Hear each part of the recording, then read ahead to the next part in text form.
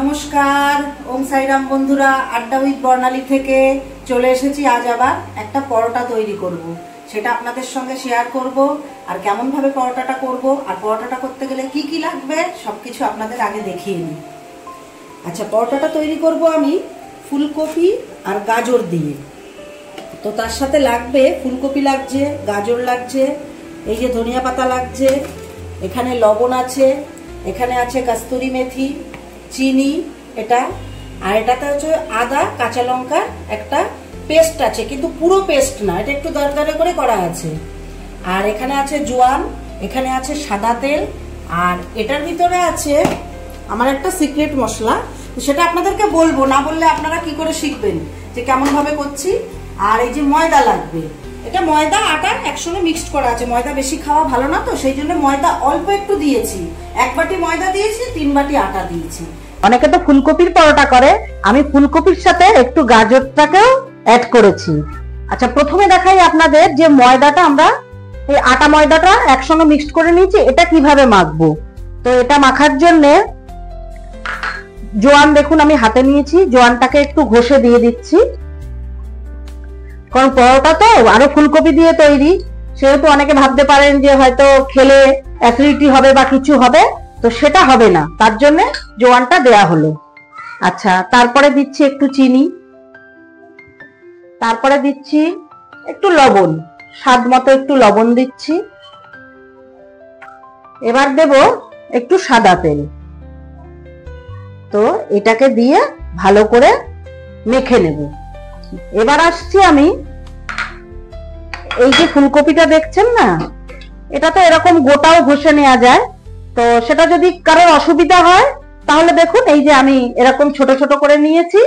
তো এটাকে এই যে বড় পাটটা, এটা ছোটটা দিয়ে করবেন না, এই যে বড় যেটা আছে না, এইটা দিয়ে করলে ভালো হবে। তো এটা দিয়ে এই যে এইভাবে কপি দিলাম। এবার দেখুন একটু গাজরটাও ঘষে দেখাচ্ছি আমি,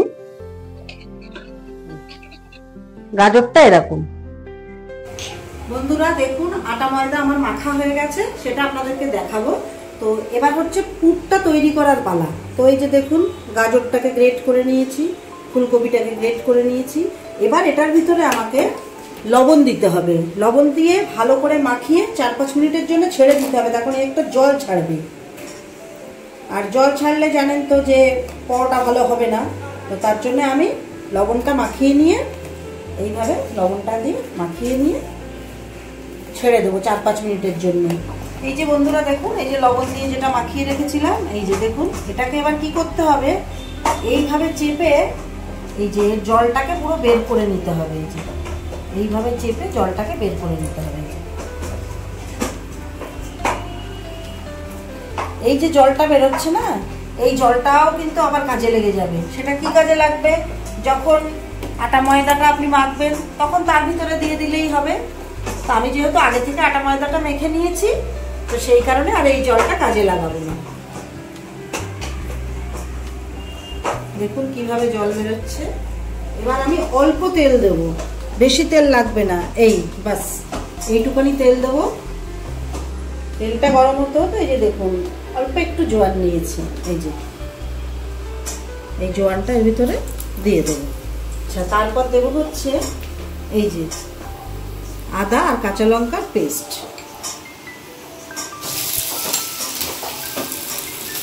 এই পেস্টটা থেকে জানেন তো খুব সুন্দর একটা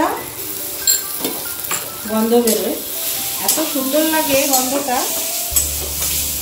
এই যে দেখুন, কস্তুরি মেথি একটু ভেজে রেখেছি আমি, একটু কস্তুরি মেথি দিলাম, এতে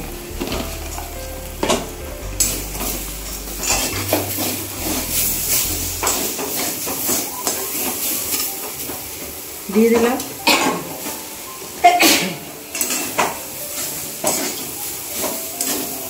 এটাতে দেখুন একটু হলুদ দিয়ে দেবো, অল্প করে একটু হলুদ দিলাম।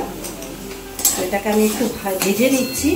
আর যেহেতু এটা ভিতরে লবণ দিয়েছিলাম আমি, তখন লবণ দিয়ে জলটা বের করলাম, সেই জন্য এটাতে আর লবণ দেওয়ার কোনো দরকার নেই। ভিতরে আছে এলাচ, লবঙ্গ, দালচিনি, জয়িত্রী, জায়ফল, স্টার, আর আছে শুকনো লঙ্কা, জিরে, ধনে, আর আছে মৌরি, তেজপাতা।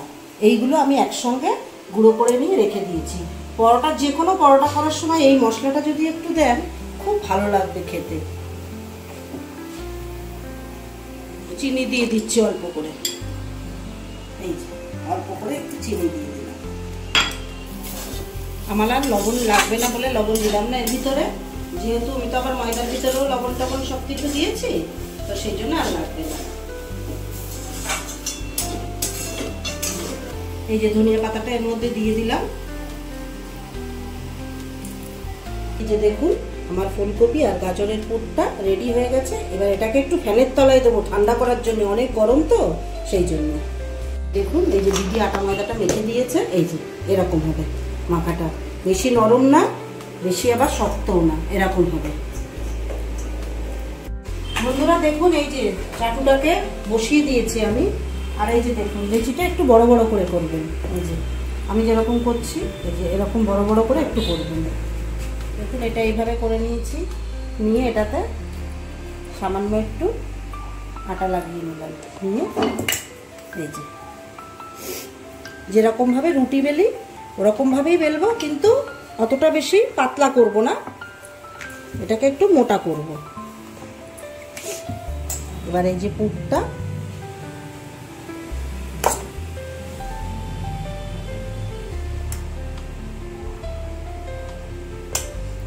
এর ভিতরে দিলাম, এই পাশ দিয়ে এটাকে এরকম ভাবে দেব চেপে, এটাকে এই পাশ দিয়ে এরকম ভাবে চেপে দেব, এই যে দেখলেন।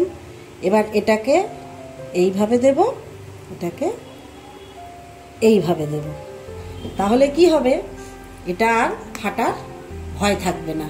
অনেকে আছে গোল করে করলে ফেটে যায়, তার জন্য এইভাবে দেখালাম।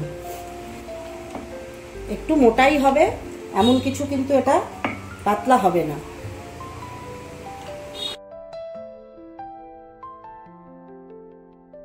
আরেকটা যেটা আমি বলছিলাম সেটা হচ্ছে এই যে দেখুন এইভাবে নিয়েছি, নিয়ে এই যে এটাকেও এইভাবেও করতে পারেন বা ওইভাবেও করতে পারেন, যে কোনো করলেই হলো। এই নিয়েছি, এবার এই যে পুরটা এর ভিতর দিয়ে দিলাম, দেখলেন। এবার এই বাটিটাকে এই যে এরকম করে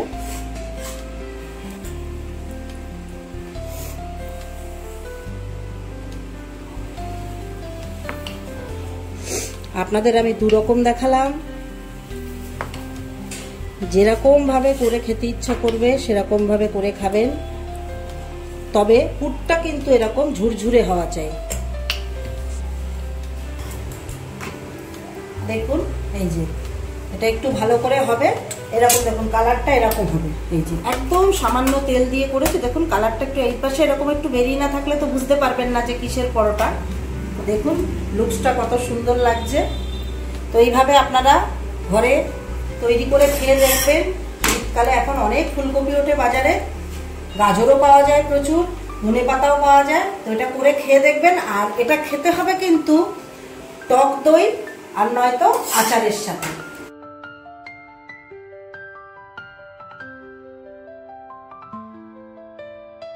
তো আমার এই ভিডিওটা যদি আপনাদের ভালো লেগে থাকে নিশ্চয়ই কমেন্ট করে জানাবেন, আর এরকম পরোটা রেসিপি দেখার জন্য আমাকে ফলো করবেন। নমস্কার, সবাই ভালো থাকবেন।